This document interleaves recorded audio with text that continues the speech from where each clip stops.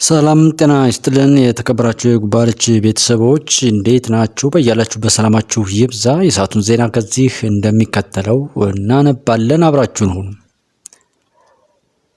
በገንዳዋ ከተማ አስተዳደር ብልጽግና ፓርቲ ቅርንጫፍ ጽሕፈት ቤት የጠላት አዲሱ የትግል ስልትና የመመከቻ አቅጣጫዎች በሚል ርዕስ ከገንዳዋ ከተማ አስተዳደር የመንግስት ሰራተኞችና ብልጽግና ህብረት አባላት ጋር ውይይት አካሂዷል። ገንዳዋ ከተማ ኮሙኒኬሽን ግንቦት 08 2017 ዓ.ም በገንዳዋ ከተማ አስተዳደር ብልጽግና ፓርቲ ቅርንጫፍ ጽሕፈት ቤት የጠላት አዲሱ የትግል ስልትና የመመከቻ አቅጣጫዎች በሚል ርዕሰ ጉዳይ ከገንዳዋ ከተማ አስተዳደር የመንግስት ሰራተኞች የብልጽግና ህብረት አባላት ጋር የምክክር መድረክ አካሂዷል።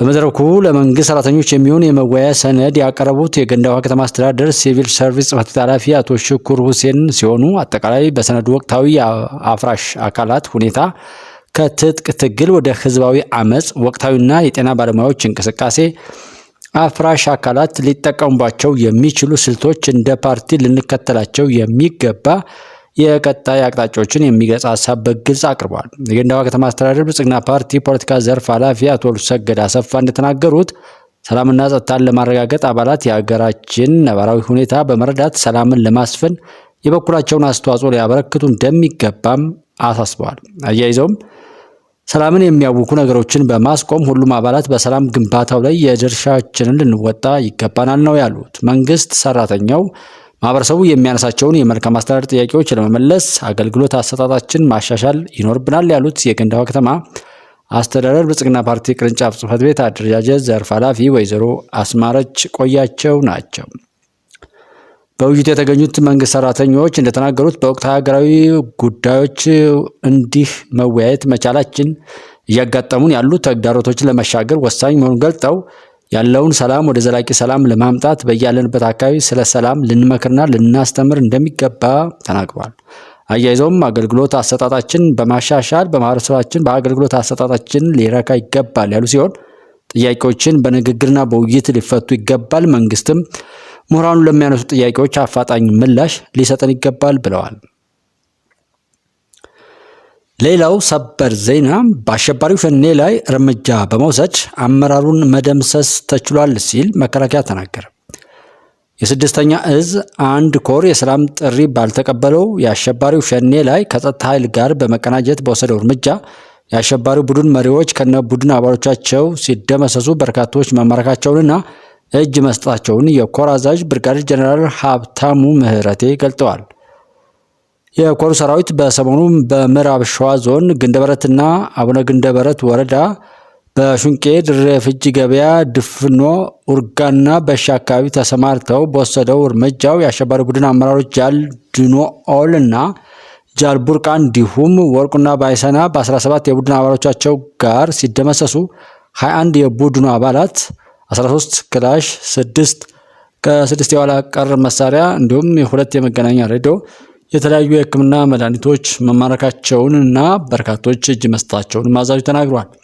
አሸባሪው ኦነግ ሸኔ ህዝብን ለስቃይና እንግልት በማጋለጥ የንጹሃን ተስፋ በማጨለም ተቋማትን በማውደምና በመዝረፍ ግብና ዓላማ አድርጎ የተነሳ ቢሆንም ይህ ድርጊቱ እውን እንዳይሆን ፍላጎቱን ማክሸፍ ተችሏል ብለዋል። ሌላው ዜና ከኑሮ ውድነቱ ጋር ተያይዞ በኢትዮጵያ ጤና ባለሙያዎች የደሞዝ ጭማሪና የተለያዩ ጥያቄዎች ለመንግስት ማንሳታቸው ይታወቃል። ጥያቄው ካልተመለሰ የስራ አድማ እንደሚኖር በማህበራዊ ሚዲያ ላይ የተላለፉ መልእክቶች የነበሩ ሲሆን ጥያቄው እንዲመለስ በሚል ስራ ያልገቡ ባለሙያዎች መኖራቸውና ከዚህ ጋር በተያያዘ የታሰሩ ባለሙያዎች መኖራቸውንም ቢቢሲ አማርኛ አስነብቧል። መንግስት በዚህ ጉዳይ ላይ የሰጠው ምላሽ መቼምና በምንም ሁኔታ መቋረጥ ከሌለባቸው ማህበራዊ አገልግሎቶች አንዱ የጤና አገልግሎት መሆኑ ይታወቃል። ይሁን እንጂ በጥቂት የማስተማሪያ የጤና ኮሌጆች ወይም ተቋማት በመደበኛ የስራ ገበታቸው ላይ ያልተገኙ የተወሰኑ ባለሙያዎች እንዳሉ መረጃዎች ደርሰውኛል። ከእነዚህ የጤና ባለሙያዎች መካከል ብዙዎቹ በሐሰተኛ መረጃ የተወናበዱ ሲሆኑ፣ ጥቂቶቹ ደግሞ ጥፋትን ዓላማቸው ያደረጉ ናቸው ብሏል። ከህግ አኳያም የጤና ሙያ የስራ ማቆም አድማ ከማይደረግባቸው የስራ ዘርፎች መካከል አንዱ መሆኑ በግልጽ ተደንግጓል። የጤና ባለሙያዎች ጥያቄ እንኳን ቢኖራቸው በስራ ገበታቸው ተገኝተው መደበኛ ስራቸውን እያከናወኑ ጉዳያቸውን ለሚመለከተው አካል ማቅረብ ይጠበቅባቸዋል። በመሆኑም እነዚህ የጤና ባለሙያዎች ወደ ስራ ገበታቸው ተመልሰው ማህበረሰባቸውን እንዲያገለግሉ ሚኒስቴር መስሪያ ቤታችን በዚሁ አጋጣሚ ጥሪ ያቀርባል። መንግስት በወደ ሰፊነት ችግሩን ለመፍታት ያሳየውን ትዕግስት ወደ ጎን በመተው በስራ ገበታቸው ላይ ባልተገኙ እንዲሁም በጤና ተቋሙም ሆነ ከጤና ተቋሙ ውጭ ሆነው ሁከትና ብጥብጥ በሚፈጥሩት ላይ አስፈላጊ የሆነ ህጋዊ እርምጃ የሚወስድ መሆኑን ቀድመን እናሳውቃለን ብሏል። ወደ ሌላው ዜና ስናልፍ በትግራይ የትግል ታሪክ ብዙ ውሸታሞችና ከዳተኞች አይተናል፣ እንደ ጌታቸው ረዳ የሚሆን ግን የለም ሲል የትግራይ ክልል ሰላምና ደህንነት ቢሮ ገለጸ። የትግራይ ክልል ጊዜያዊ አስተዳደር ሰላምና ደህንነት ቢሮ ዛሬ በአቶ ጌታቸው ረዳ ላይ ያነጣጠረ መግለጫ አውጥቷል። በመግለጫው ጌታቸው ረዳ በድርጅታችንና በሰራዊት አዛዦች ላይ ስፍር ቁጥር የሌለው የስም ማጥፋት ዘመቻና ውሸት ማሰራጨት ከጀመረ ረጅም ጊዜ ሆኖታል በማለት የጀመረ ቢሮው ለዚህም እንደ ማስረጃ የጠቀሰው አቶ ጌታቸው ረዳ የግድያ ሙከራ እንደተደረገባቸው መግለጻቸውን ነው። የቢሮው መግለጫ በመቀጠል አቶ ጌታቸው ረዳ ለስራ ወደ አዲስ አበባ ስንሄድ ጠባቂዎች ኬላ ላይ አስቆመውኝ፣ ከዚያም መስታወቱን አውርጄ ጌታቸው መሆኔን ስነግራቸው በሰላም አለፍን ካሉ በኋላ እንደገና ሀሳቡን ቀይሮ ሊገሉኝ እንደነበር ሰምቻለሁ፣ ከኋላ እየተከተሉ ነበር ሲል የተለያዩ ሀሳብን መናገሩን አውስቷል መግለጫው። እኛ በታሪካችን በትግራይ ትግል ውስጥ የተሳተፍን ይቅርና ፊት ለፊት ሲዋጉን የነበሩ የጠላት ወታደሮችን እንኳን አንገልም ያለው መግለጫው ምርኮኞችን ምግብና ውሃ በመስጠት የሚያስተምሩና የሚመክሩ መሆናቸውን መላው የኢትዮጵያ ሕዝብ እንደሚያውቅ ገልጧል። መከላከያን ያረደው ማን ነው? መግለጫው ሲቀጥልም አቶ ጌታቸው ረዳ አስተላለፍ ቀይሮ ወደ ብልጽግና እስከሚሄድበት ጊዜ ድረስ ሁሉም የትግራይ ጸጥታ ኃይሎች እንደ ጓዳቸውና መሪያቸው እንጂ እንደ ጠላት አይተውት አያውቁም። ስለዚህም ሞቱን ሊመኙለት አይችሉም ብሏል። ጨምሮም አሁንም ቢሆን ጌታቸው የፖለቲካ ልዩነቱን ይዞ ቢመለስ ማንም ሊነካው እንደማይችል ለማረጋገጥ እንወዳለን ያለው መግለጫው አቶ ጌታቸው ግን በሰራዊቱና በህዝቡ መካከል ልዩነት ለመፍጠር ያለመ ዘመቻ እያደረጉ መሆናቸውን ጠቅሷል። ስለ ወርቅ፣ ገንዘብና ሌሎች ብልሹ ድርጊቶች የተጠቀሱት በሙሉ በድርጅቱ ውስጥ ተገምግመው እንደማያውቁ የተጠቀሰው መግለጫው አቶ ጌታቸው የተናገሩ ውሸትና በአመራሩ ላይ ሆን ተብሎ የተለጠፈ ስም ማጥፋት ብሎታል። በአንድ ወቅት ታጋይ የነበረው ጌታቸው አሁን አስተላለፉን በመቀየሩ በሚነዛው ፕሮፓጋንዳ የሚታለል የለም በማለት የገለጸው መግለጫው ጨምሮም በትግራይ የትግል ታሪክ ብዙ ውሸታሞችና ከዳተኞች አይተናል፣ ለጌታቸው ረዳ የሚሆን ግን የለም ካለ በኋላ መላው የትግራይ ህዝብ የጌታቸውን ንግግር ከስም ማጥፋት ባለፈ እንዳይመለከተውም ጥሪ አቅርቧል። አዳኝነትና ገዳይነትን ሰሜን እዝ ላይ የደረሰው ጥቅምት 24 2013 ይፍረድ። የትግራይ ጊዜያዊ አስተዳደር የጸጥታ ቢሮ ፌዴራል መንግስቱን ወቀሰ። የፕሪቶሪያውን የግጭት ማቆም ስምምነት እየጣሰ ነው። የትግራይ ጊዜያዊ አስተዳደር የጸጥታ ቢሮ ፌዴራል መንግስቱ የቀድሞውን የጊዜያዊ አስተዳደር ፕሬዝዳንት ጌታቸው ረዳን በመጠቀም የፕሪቶሪያውን የግጭት ማቆም ስምምነት በመጣስ ላይ ይገኛል በማለት ወቅሷል። የመንግስት አካሄድ በስምምነቱ የተገኙ ስኬቶችን ሊቀለብስ ይችላል በማለት ያስጠነቀቀው ቢሮ መንግስት አካሄዱን መልሶ እንዲያጤንም ጠይቋል። አቶ ጌታቸው ረዳ በትግራይ ጸጥታ ኃይል ይነዙታል ያለው የስም ማጥፋት ዘመቻ ቀይ መስመር አልፏል ሲልም ቢሮው መክሰሱን ዋዜማ ዘግባለች። ከ21 ዓመታት በታች የሆኑ ታዳጊዎች ትንባሆ መሸጥና መጠቀም አይችሉም ተባለ። ሲሸጡና ሲጠቀሙ በተገኙት ላይ እርምጃ ይወሰዳል ነው ያለው ባለስልጣኑ። የአዲስ አበባ ከተማ አስተዳደር የምግብና መድኃኒት ባለስልጣን በአዋጅ ቁጥር 11/12/2011 መሰረት ከ21 ዓመት በታች የሆኑ ታዳጊዎች ትንባሆ ሲሸጡና ሲጠቀሙ ከተገኙ እርምጃ እንደሚወስድ አስታውቋል።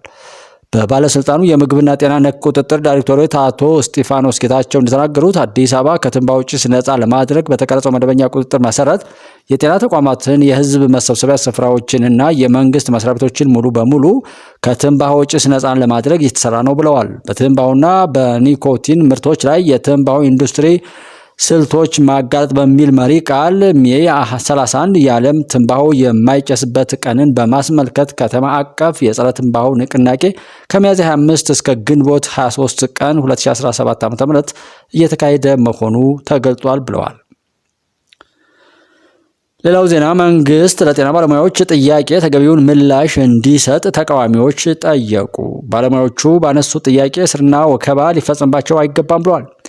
መንግስት በጤና ባለሙያዎች እየቀረቡ ባሉት ጥያቄው ተገቢ ምላሽ እንዲሰጥ ሁለት ተቃዋሚ ፓርቲዎች ጠየቁ። የኦሮሞ ፌዴራሊስት ኮንግረስ ኦፌኮ እና ጎጎት ለጉራጌ አንድነትና ፍትህ ፓርቲ ጎጎት ባወጣቸው መግለጫዎች የመብት ጥያቄ ባነሱ የጤና ባለሙያዎች ላይ የመንግስት የጸጥታ አካላት የሚፈጽሟቸው ጫናዎች ተገቢ አለመሆናቸውን አመላክቷል። ኦፌኮ በዛሬው ዕለት ባወጣው መግለጫው የጤና ዘርፍ ግንባር ቀደም በመሆን ደከመኝ ሰለቸኝ ሳይሉ ህይወታቸውን ለአደጋ አጋልጠው የሚያገለግሉ እነዚህ የጤና ባለሙያዎች ያነሷቸው የመብት ጥያቄዎች የራሳቸውን ችግሮች ለመፍታት ብቻ ሳይሆን ለሚሊዮን ኢትዮጵያውያን ወሳኝ የሆነውን የጤና ስርዓት ለማጠናከር ካላቸው ጥልቅ ፍላጎት በመነሳት እንደሆነም እንረዳለን ብሏል። አቤት ባለሙያዎቹ ያቀረቧቸው ጥያቄዎች አስቸኳይና ህጋዊ በሆኑ ቅሬታዎች ላይ የተመሰረቱ መሆናቸውን እንደሚገነዘብ ኦፌኮ አመላክቷል። አክሎም መንግስት የጤና ባለሙያዎችን እንቅስቃሴና ጥያቄያቸውን ያለ አግባብ ድብቅ የፖለቲካ ዓላማ እንዳለው በማስመሰል ህጋዊነቱን ለማጣጣል የሚደረገው ጥረት በእጅጉ ያሳስበናል፣ በአፋጣኝ እንዲቆም እንጠይቃለን ሲል አሳስቧል። ጎጎት በበኩሉ ከዚህ ቀደም የጤና ባለሙያዎች ያነሱት ከደሞዝና ጥቅማጥቅም ጋር የተያያዘ ሰላማዊ ጥያቄ ምላሽ ባለማግኘቱ ጥያቄው ወደ ከፊል የስራ ማቆም አድማ መሸጋገሩን በሳምንታዊ የፓርቲው መልእክት ላይ ጠቅሷል። ጥያቄው ትክክለኛና ተገቢ ምላሽ ሊሰጠው የሚገባ ጥያቄ ነው ያለው ጎጎት አገሪቷ ለሰራተኞች ከሚሰጡት አገልግሎት ጋር ተመጣጣኝ የሆነ ክፍያ የመክፈል አቅም የላትም የሚለውን የመንግስት አቋም እንደማይቀበለው አመላክቷል። ለመንግስት ገጽታ ግንባታ የሚፈሰው ገንዘብ በብልሹ አሰራር የሚመዘበረውና ከሀገር የሚሸሸው ሀብት የአያሌ ሰራተኞችን የዳቦ ጥያቄ መመለስ ይችል ነበር በማለት መልእክቱን የሚቀጥለው ጎጎት መንግስት በዜጎች የሚነሱ ሰላማዊና ተገቢነት ያላቸው ጥያቄዎችን ሙሉ በሙሉ በኃይል ለመቀልበስ የሚሄድበት መንገድ ተገቢነት እንደሌለውም ጠቁመዋል። ጨምሮም የሕክምና ባለሙያዎች ባነሱት ፍትሐዊ ጥያቄ ሳቢያ ምንም አይነት ወከባ፣ ማስፈራራትና እስር ሊፈጸምባቸው አይገባም ሲል አጽንኦት ተሰጥቷል። ሁለቱም ፓርቲዎች በጤና ባለሙያዎች የሚነሱ ጥያቄዎች በመንግስት ተገቢ ምላሽ እንዲሰጥ ከመጠየቅ ባለፈ ባለሙያዎቹ ለሚያደርጉት እንቅስቃሴ አጋርነታቸውን በመግለጫዎቻቸው ላይ አረጋግጠዋል። በተለይ ኦፌኮ መንግስትና የጤና ባለሙያዎችን ጥያቄ ህጋዊነት በመገንዘብ እውቅና መስጠትና በጤና ባለሙያዎች ላይ እያካሄደ ያለውን የማጣጣልና ፍረጃ ንግግሮች፣ እስርና የኃይል እርምጃዎችን በአፋጣኝ ሊያቆም ይገባል ሲል አሳስበዋል። በትግራይ ክልል ዩኒቨርሲቲ መግባት የቻሉት 2% ብቻ ተማሪዎች ናቸው ሲል ያንግ ላይቭ ተናገረ። ከትግራይ ክልል 2% ተማሪዎች ብቻ ዩኒቨርሲቲ ገብተው ትምህርታቸውን መቀጠል እንደቻሉ አንድ ጥናት አመለከተ። ጥናቱ በሀገሪቱ የተከሰተው ግጭቶች በትምህርት ዘርፉ ላይ ተጽዕኖ ማሳረፋቸውንም ጠቅሷል። ያንግ ላይቭ ኢትዮጵያ የተሰኘ የምርምር ተቋም በአገሪቱ በሚገኙ ክልሎች ላይ የዳሰሳ ጥናት በማድረግ ግኝቱን ይፋ አድርጓል። በዚህ ጥናት የተካተቱት ክልሎች ብዛት አዲስ አበባ ከተማን ጨምሮ 7 ሲሆኑ ከትምህርት ጋር የተያዙ ጉዳዮች በስፋት ትኩረት ተደርጎባቸዋል። በዚህ ጥናት በ22 ዓመት ዕድሜያቸው ወደ ዩኒቨርሲቲ የሚገቡ ተማሪዎች ቁጥር እንደ አውሮፓውያን አቆጣጠር በ2016 ከነበረበት 18 በመቶ በ2023 ወደ 14 በመቶ ማሽቆልቆሉ ተጠቁሟል። በተመሳሳይ መልኩ የቴክኒክና ሙያ ትምህርት ለመማር የሚመዘገቡ ተማሪዎች ቁጥር ከ18 በመቶ ወደ 15 በመቶ ቀንሷል ተብሏል። ከ2021 እንደ አውሮፓውያን አቆጣጠር አንስቶ በከፍተኛ ትምህርት መግቢያ ፈተና ላይ የተካሄዱት ለውጦች ለቁጥሮቹ ማሽቆልቆል የራሳቸውን አስተዋጽኦ ማድረጋቸውን ያስረዳው ጥናቱ እንደ ትግራይና አማራ ባሉ በግጭት በተጎዱ አካባቢዎች ከሚገኙ ተማሪዎች ወደ ዩኒቨርሲቲ የሚገቡት ቁጥራቸው አናሳ መሆኑን ተጠቁሟል። በዚህም 28 በመቶ የሚሆኑ ተማሪዎች ከአዲስ አበባ ወደ ተለያዩ ዩኒቨርሲቲዎች በመግባት ትምህርታቸውን መቀጠል ሲችሉ፣ በአንጻሩ ከትግራይ ክልል የገቡ ተማሪዎች ብዛት 2 በመቶ ብቻ መሆኑ ተገልጧል። በተመሳሳይ መልኩ በትግራይ እንደ አውሮፓውያን አቆጣጠር 2023 8 በመቶ ተማሪዎች ብቻ የሁለተኛ ደረጃ ትምህርታቸውን እንዳጠናቀቁ ያተተው ያንግ ላይቭ ኢትዮጵያ ጥናት ይህ ተግዳሮት የተፈጠረው በክልሎቹ በተከሰተው የጸጥታ ችግር ሳቢያ መሆኑን ጠቁሟል። በአጠቃላይ ኢትዮጵያ ሁሉንም ዜጋ እኩል ተጠቃሚ የሚያደርግና ጥራት ያለው ትምህርት በማዳረስ ረገድ ተግዳሮት እንደገጠማት የገለጸው ጥናቱ የዩኒቨርሲቲ ትምህርትን ተደራሽ በማድረግ ረገድም እንደዚሁ ፈተናዎች እንደሚስተዋሉም አስረድቷል። ይህንን ችግር ለመቅረፍ ትምህርታቸውን ለመቀጠል እክል ለገጠማቸው ተማሪዎች ድጋፍ መስጠትና ተማሪዎቹ መሰረታዊ እውቀቶች ላይ አትኩረው እንዲማሩ ማድረግ ያስፈልጋል ተብሏል። ከዚህ በተጨማሪም በአገሪቱ የተለያዩ አካባቢ የተከሰቱ ግጭቶች በትምህርት ስርዓቱ ላይ ያሳረፉት ተጽዕኖ በቅጡ ተገንዝቦ መንግስት እርምጃ መውሰድ ላይ ማተኮር እንዳለበትም ምክር ሀሳብ አቅርቧል። ያንግ ላይቭ ኢትዮጵያ እንደ አውሮፓውያን አቆጣጠር ከ2001 አንስቶ በህፃናትና ታዳጊዎች እንዲሁም ወጣቶች ላይ ያተኮሩ ጥናቶችና ምርምሮችን በማካሄድ ለፖሊሲ አመንጪዎች ምክር ሀሳቦችን በማቅረብ ላይ ትኩረቱን አድርጎ የሚሰራ መንግስታዊ ያልሆነ ድርጅት ነው ተብሏል። ኢትዮጵያ ባለፉት 9 ወራት ከባህር ዛፍ ሽያጭ ከ1 ሚሊዮን የአሜሪካን ዶላር በላይ ገቢ አገኘች ተባለ። ኢትዮጵያ በ2017 በጀት ዓመት 9 ወራት ለሽያጭ ካቀረበችው ባህር ዛፍ ከ1 ሚሊዮን የአሜሪካን ዶላር በላይ ገቢ ማግኘቷን የንግድና ቀጠናዊ ትስስር ሚኒስቴር አስታውቋል። በሚኒስቴሩ የዓለም አቀፍ ግንኙነት ባለሙያ አቶ ተስፋዬ ታደሰ ለብስራት ራዲዮ እንደተናገሩት በ9 ወሩ ከ11668 ሜትሪክ ቶን በላይ ባህር ዛፍ በመላክ 1.52 ሚሊዮን የአሜሪካን ዶላር ለማግኘት ታቅዶ ነበር ብሏል። በዚህም ከ7633 ቶን በላይ ባህር ዛፍ ለውጭ ገበያ በመላክ 1.2 ሚሊዮን የአሜሪካን ዶላር ማግኘት ተችሏል። ይህ የዕቅድ አፈጻጸም ከባለፈው 2016 በጀት ዓመት ተመሳሳይ 9 ወራት ክንውን ጋር ሲነጻጸር በገቢ ጭማሪ ተመዝግቧል ብሏል። በሌላ በኩል በ9 ወሩ ከ448 ቶን በላይ የተፈጥሮ ዕጣንና ሙጫ ለውጭ ገበያ በማቅረብ ከ2 ሚሊዮን የአሜሪካን ዶላር በላይ ገቢ ማግኘት ተችሏል ነው ያለው። ይህ የዕቅድ አፈጻጸም ከባለፈው 2016 በጀት ዓመት ተመሳሳይ ወቅት ጋር ሲነጻጸር በገቢ የ2.08 በመቶ ቅናሽ አሳይቷል ሲልም ሚኒስቴር መስሪያ ቤቱ ጨምሮ ገልጧል።